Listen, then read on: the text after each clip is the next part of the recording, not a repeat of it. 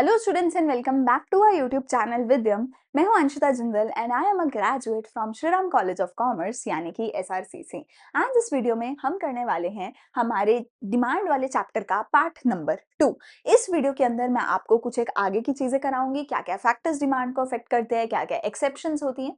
पिछले लेक्चर में हमने लॉ ऑफ डिमांड के बारे में करा था, ठीक है। अगर पिछले लेक्चर नहीं देखा है तो डिस्क्रिप्शन में सारी प्लेलिस्ट है हर सब्जेक्ट की, वहां से जाके आप देख सकते हैं। प्लेलिस्ट को सेव कर लिया करो ताकि फ्यूचर में इजीली आपको मिल सके, राइट। बाकी टेलीग्राम वगैरह पे सारे नोट्स हैं, इंस्टाग्राम वगैरह हर जगह फॉलो करना मत भूलना। चैनल को सब्सक्राइब कर देना, दोस्तों के साथ शेयर जरूर कर देना। आओ शुरू करते हैं डिमांड वाले चैप्टर का पार्ट नंबर 2।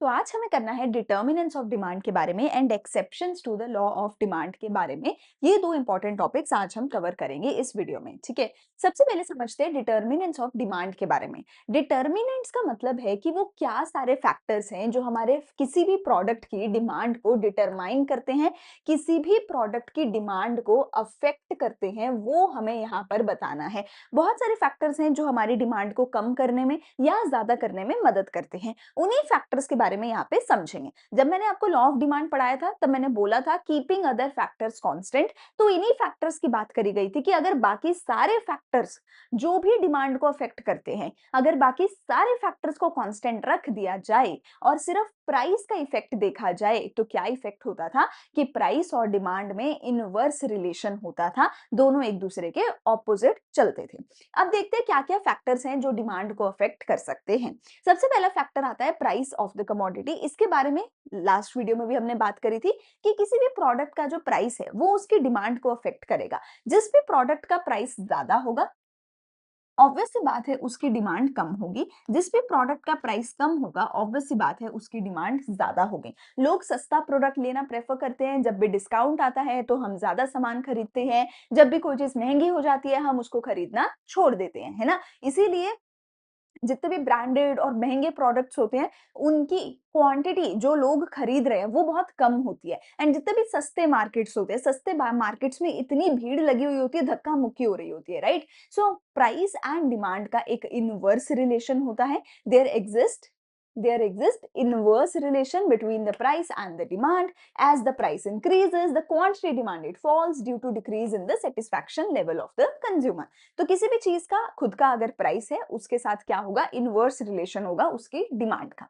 दूसरी साइड पे दूसरा जो फीचर हमारा आता है वो है हमारा प्राइस ऑफ रिलेटेड गुड्स। अब देखो प्राइस के अलावा बाकी जितने भी फैक्टर्स हैं उनको हम क्या बोलते हैं, अदर फैक्टर्स या फिर फैक्टर्स अदर देन प्राइस, इन सबको हम बोलते हैं। लॉ ऑफ डिमांड में सारे फैक्टर अदर देन प्राइस को हम अज्यूम कर रहे हैं कि ये कांस्टेंट है। सबसे पहला फैक्टर आता है अदर देन प्राइस, मेरा price of related good. Related good का मतलब है कोई ऐसी चीजें जो मेरे प्रोडक्ट से रिलेटेड है। मान लेते हैं अगर मेरा प्रोडक्ट है चाय, तो चाय से रिलेटेड हो सकती है कॉफी, और चाय से रिलेटेड हो सकती है शुगर, करेक्ट। तो जो भी मेरा प्रोडक्ट है इससे रिलेटेड क्या क्या चीजें हो सकती हैं, उनका प्राइस कैसे मेरे प्राइस को मेरी डिमांड को अफेक्ट करे। ये मेरा प्रोडक्ट है, इससे रिलेटेड क्या चीजें हो सकती हैं और इन रिलेटेड चीजों का प्राइस कैसे मेरी डिमांड को अफेक्ट करेगा, वो इस पॉइंट के अंदर हम पढ़ते हैं। रिलेटेड चीजें दो तरीके की हो सकती हैं। सबसे पहली आती हैं सब्स्टिट्यूट गुड्स। सब्स्टिट्यूट गुड्स क्या है, चाय और कॉफी। अगर चाय महंगी हो जाए तो तुम कॉफी पीने लग जाओगे, अगर कॉफी महंगी है तो तुम चाय पियोगे, सिंपल बात है। बहुत सारे लोग चाय इसीलिए पीते हैं बिकॉज कॉफी थोड़ी महंगी होती है। अगर तुम देखो कॉफी के बड़े बड़े ब्रांड्स हैं, Starbucks and all of these, ठीक है, लेकिन चाय टपरी पे मिलती है, इसीलिए जो चाय है उसकी डिमांड मोस्टली ज्यादा रहती है क्योंकि वो सस्ते में बिकती है, ठीक है। तो अब चाय अगर महंगी हो तो लोग कॉफी पे शिफ्ट कर जाएंगे, वहीं कॉफी अगर महंगी हो तो लोग चाय पे शिफ्ट कर जाएंगे। इससे मुझे क्या समझ आता है कि अगर मेरा जो सब्स्टिट्यूट गुड है, मेरा जो सब्स्टिट्यूट गुड है, अगर इस सब्स्टिट्यूट गुड का प्राइस बढ़ गया तो मेरे प्रोडक्ट की डिमांड बढ़ जाएगी क्योंकि लोगों को ये महंगा लगने लग जाएगा। अगर ये महंगा है तो लोग मेरा प्रोडक्ट खरीदेंगे। सिमिलरली अगर मेरे सब्स्टिट्यूट प्रोडक्ट की प्राइस कम हो गया, अगर चाय सॉरी अगर कॉफी सस्ती हो गई तो लोग चाय छोड़-छोड़ के कॉफी पे शिफ्ट करने लग जाएँगे, तो मेरी डिमांड कम हो सकती है। तो सब्स्टिट्यूट के केस में क्या होता है? Increase in the price of substitute lead to increase in demand for the given commodity and vice versa. तो सब्स्टिट्यूट का प्राइस बढ़ा, लोग मेरे प्रोडक्ट की डिमांड करेंगे। अगर सब्स्टिट्यूट का प्राइस कम हुआ, लोग मेरा प्रोडक्ट छोड़ के उसकी डिमांड करेंगे, मेरी डिमांड गिर जाएगी। ठीक है? ये एक डायरेक्ट रिलेशन यहाँ पर आपको देखने को मिलता है। दूसरा टाइप ऑफ रिलेटेड गुड मेरा होता है कॉम्प्लीमेंट्री गुड्स। कॉम्प्लीमेंट्री गुड्स वो होती है जो एक दूसरे के साथ यूज करी जाती हैं, जैसे कि चाय और चीनी, शुगर। चाय बिना चीनी के तुम नहीं पी सकते, बिना शुगर के नहीं पी सकते। एंड अगर तुम चाय ही नहीं पी रहे तो शुगर का भी मोस्टली तुम क्या ही करोगे? ऐसे ही तो नहीं कि भैया चलो बैठ के शुगर खाते रहते हैं, चीनी खाते रहते हैं, वो तो नहीं करोगे। चाय में डाल के ही तो चीनी का यूज होता है, राइट? तो जो चीजें एक दूसरे के साथ हमेशा यूज होती हैं, उनको कॉम्प्लीमेंट्री गुड्स बोला जाता है। Complementary goods are those which are used together. ठीक है? जैसे कि चाय और शुगर हो गया, पेन और उसकी इंक हो गई, कार और उसका पेट्रोल हो गया, डीजल हो गया, राइट? तो ये प्रोडक्ट एक दूसरे के साथ यूज होते हैं। अगर मान लेते हैं चाय का प्राइस बहुत ज्यादा महंगा हो गया, तो लोग चाय पीना कम कर देंगे। अगर लोग चाय पीना कम कर देंगे तो चीनी का क्या करेंगे भैया? तो चीनी की भी डिमांड गिर जाएगी, सिंपल बात है। वहीं पर अगर चाय का रेट बहुत सस्ता हो गया, तो लोग चाय ज्यादा पीने लग जाएंगे, और अगर चाय ज्यादा पिएंगे तो डिमांड ऑफ शुगर भी बढ़ जाएगी, क्योंकि चाय में चीनी भी तो डालकर पीनी है, तो चीनी की डिमांड भी बढ़ जाएगी। तो अगर एक कॉम्प्लीमेंट्री गुड का प्राइस बढ़ता है, दूसरे की डिमांड कम होती है, वहीं एक कॉम्प्लीमेंट्री गुड का प्राइस गिरता है तो दूसरे की डिमांड बढ़ जाती है। क्योंकि अगर लोग इसको ज्यादा खरीदेंगे तो इसको भी ज्यादा खरीदेंगे, इसको कम खरीदेंगे तो इसको भी कम खरीदेंगे।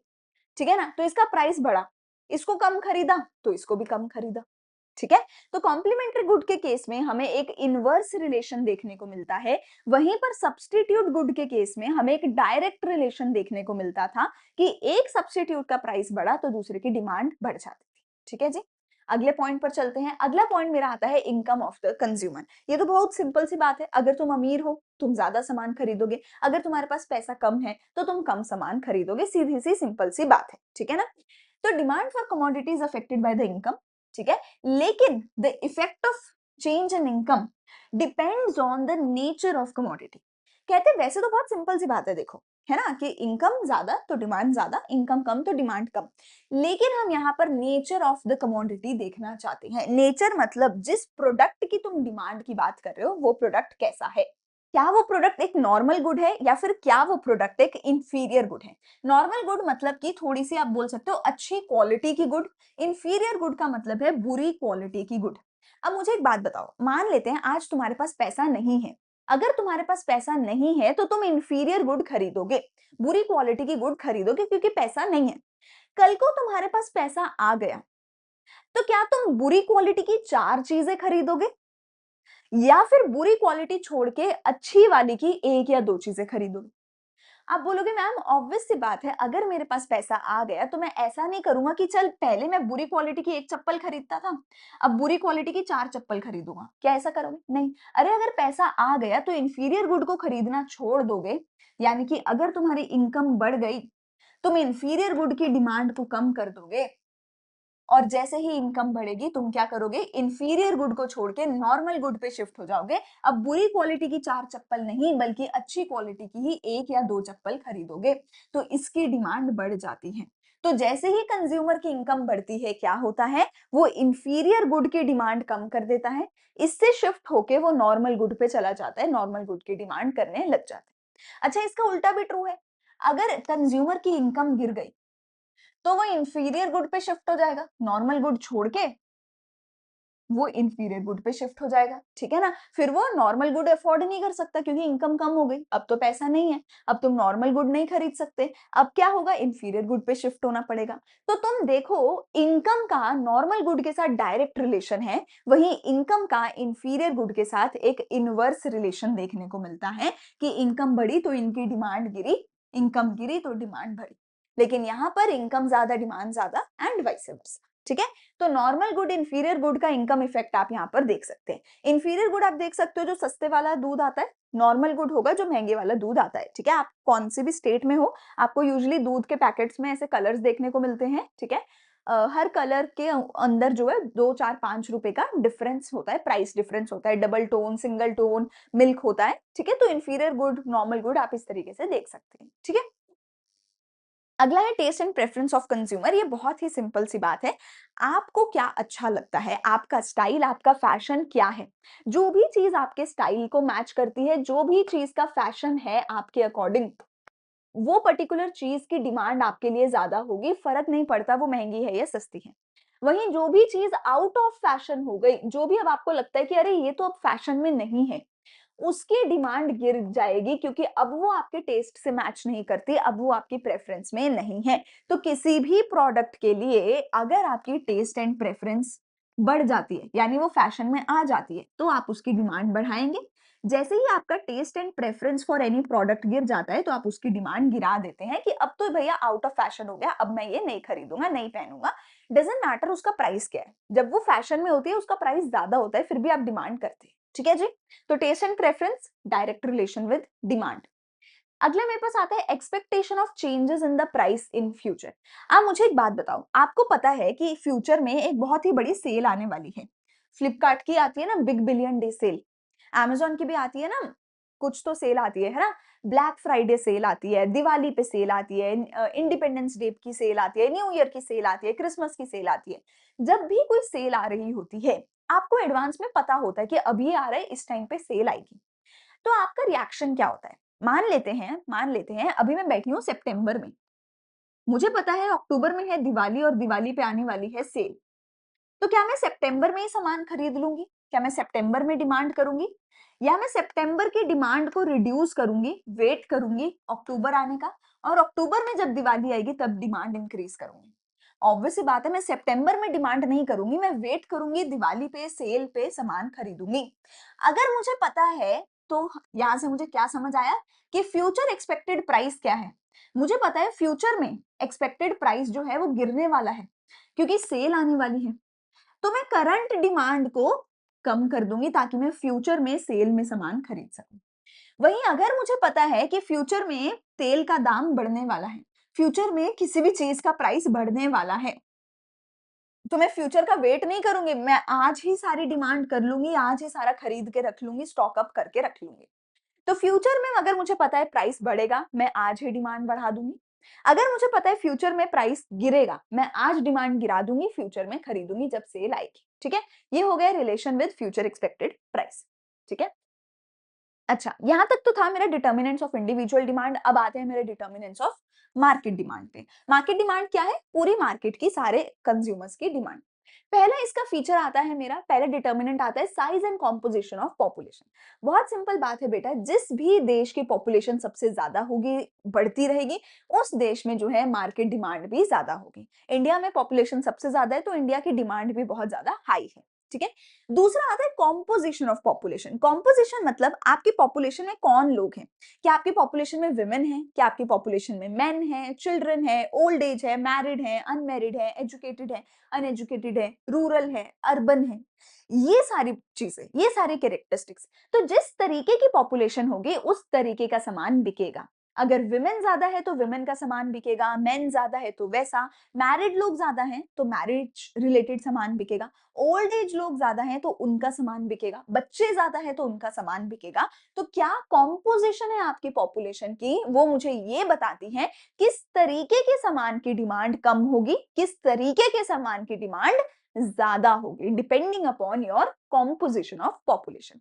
एंड साइज का क्या है? Higher, larger the size of population, larger the demand of the country. Okay, let's go to the next point. अगला है सीजन एंड वेदर। किसी भी प्रोडक्ट पे सीजन एंड वेदर का इफेक्ट पड़ता है। जैसा भी सीजन होता है, वेदर होता है, वैसा ही डिमांड होता है, ठीक है? गर्मियों में एसी का डिमांड होगा, सर्दियों में एसी का डिमांड जीरो। गर्मियों में हीटर का डिमांड जीरो, सर्दियों में हीटर का डिमांड वेरी हाई, ठीक है? ऐसे ही रेनी सीजन में हम छाते खरीदते हैं, वरना हम नहीं खरीदते, ठीक है? अगला है डिस्ट्रीब्यूशन ऑफ इनकम। अगर इनकम अनइक्वल डिस्ट्रीब्यूशन है तो डिमांड कम होगी, क्योंकि बहुत थोड़े से लोगों के पास सारा पैसा है और सारे लोगों के पास थोड़ा सा पैसा है। तो ये सब लोगों के पास खरीदने के लिए पैसा ही नहीं है, ये लोग डिमांड ही नहीं कर सकते, तो हमारे को अनइक्वल डिमांड देखने को मिलती है। वहीं पर अगर, सॉरी, हमें लोअर डिमांड देखने को मिलती है। वहीं पर अगर इक्वल डिस्ट्रीब्यूशन ऑफ इनकम होगा, तो हमें डिमांड ज़्यादा देखने को मिलेगी। ठीक है जी? ये तो हो गए मेरे डिटर्मिनेंट्स ऑफ डिमांड। अब हम देखते हैं exceptions to the law of demand. सबसे पहले एक्सेप्शंस का मतलब क्या होता है? एक्सेप्शंस का मतलब होता है कुछ ऐसी चीजें जो लॉ ऑफ डिमांड को फॉलो नहीं करती।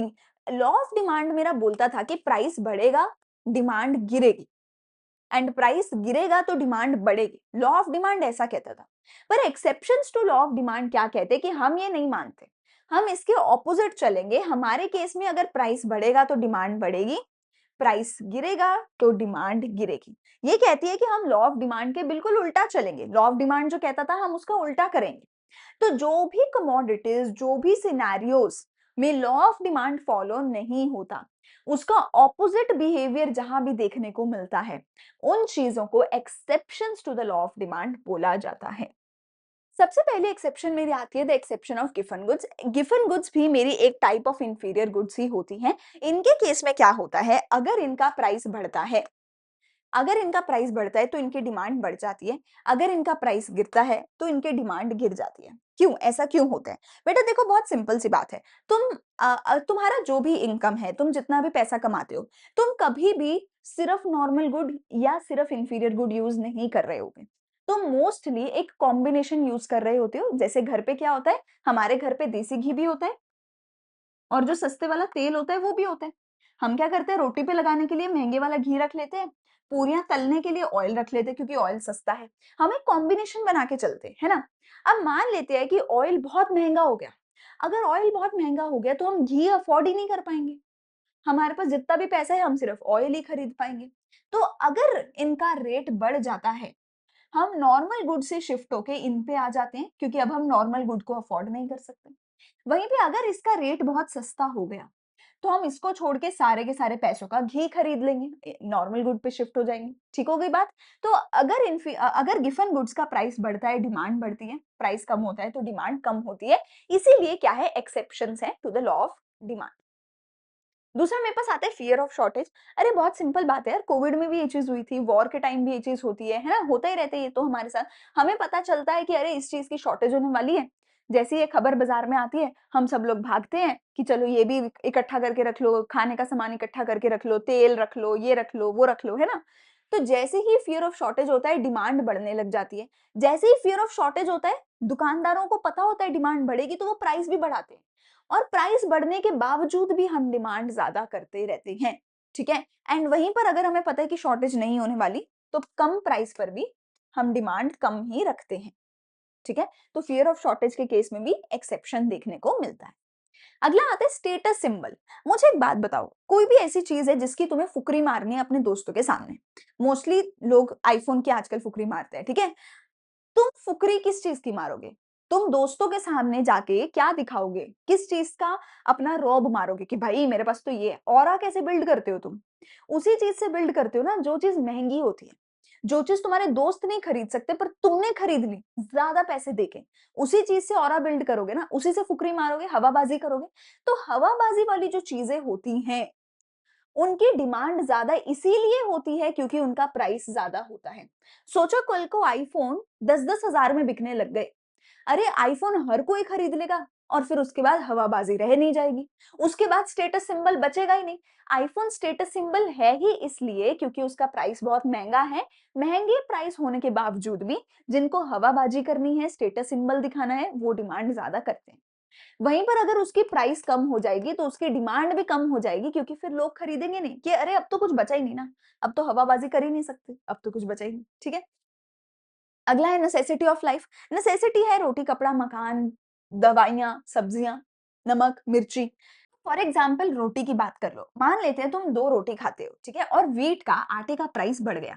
अगर आटे का प्राइस बढ़ गया बेटा, तो भी तुम अपनी डिमांड को ज्यादा ही रखोगे, डिमांड कम नहीं करोगे। तुम ये नहीं बोलोगे कि आटा महंगा है इसलिए मैं भूखा मरूंगा। नहीं, रोटी हमें चाहिए, हमारी नेसेसिटी है, हम खाएंगे। सिमिलरली दूसरी साइड पे अगर प्राइस कम हो जाता है आटे का, आटे का प्राइस कम हो जाता है तो क्या होगा? तो भी तुम ये नहीं बोलोगे कि अरे आटा तो बहुत सस्ता है, आज मैं 4 रोटी खा लेता हूँ। जी नहीं, तुम्हें जितनी भूख है तुम उतना ही खाओगे। तो नेसेसिटीज़ के केस में प्राइस कम हो तो ज़्यादा हो तो तुम उसके अकॉर्डिंग डिमांड को कम-ज़्यादा नहीं करते हो, ठीक है? नेसेसिटीज़ में क्या आ गया? रोटी, कपड़ा, मकान, नमक, मिर्ची, खाना-पीना, दवाइयाँ, ये सब कुछ नेसेसिटी में आता है जो प्राइस के अकॉर्डिंग वर्क नहीं करती हैं, ठीक है जी? एंड लास्टली मेरे पास आती है फैशन रिलेटेड गुड्स, ये हमने अभी पढ़ा है टेस्ट एंड प्रेफरेंस वाले केस में, जो चीज़ फैशन में होती है उसकी डिमांड ज़्यादा होती है, फिर चाहे उसका प्राइस ज़्यादा हो, तो भी उसकी डिमांड ज़्यादा ही रहती है। जो चीज़ आउट ऑफ फैशन होती है, उस पे डिस्काउंट भी आ जाता है, फिर भी कोई नहीं खरीदता, प्राइस कम होने के बावजूद भी डिमांड कम उसकी हो जाती है। ठीक है जी? चलिए, यहाँ पर मेरे सारे के सारे एक्सेप्शंस खत्म होते हैं, सारे के सारे डिटर्मिनेंट्स खत्म होते हैं। अगला मेरे पास टॉपिक आएगा, एक टॉपिक है वेरी, वेरी इंपॉर्टेंट टॉपिक है, क्वेश्चन आना गारंटीड होता है, जो मैं अगली वीडियो में तुम्हें करवाने वाली हूँ, जिसके साथ ये चैप्टर हो जाएगा समाप्त। अगर वीडियो अच्छी लगी तो लाइक, शेयर एंड सब्सक्राइब ज़रूर करके जाना। कमेंट्स में अपना कोई भी डाउट है तो वो पूछ सकते हो, अगर अच्छी लगी तो वो भी मुझे बताना कमेंट सेक्शन में। अगला पार्ट इसके बाद ज़रूर देखना एंड पूरे का पूरा चैप्टर खत्म कर देना, ठीक है? Thank you so much for watching, मिलते हैं अगले वीडियो में। Thank you, bye bye.